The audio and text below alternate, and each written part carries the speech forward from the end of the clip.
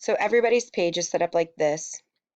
And when you go into each week and you go into the lesson for each week, you have to go into options, student completion,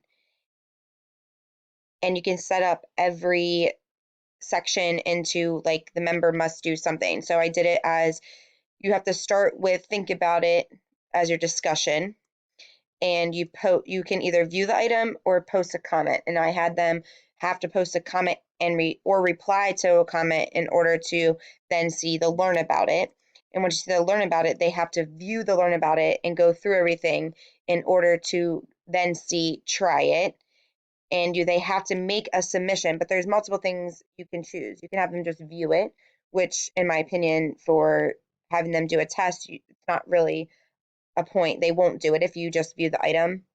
But if you make a submission, they have to submit something in order to then see the formative assessment. But you can also do like they can score, they have to score at least like an 80% in order to move on. But for this week, I just did make a submission and then show what you know, which is the formative assessment. They have to make a submission, and then that's when you know that they completed everything for the week. But for them to be able to do it in this order, if you click up here, it says requirements must be completed in sequential order. You click that, they have to do each one in order to see the next one. And then when you go see the student, that's what they'll have to be able to do.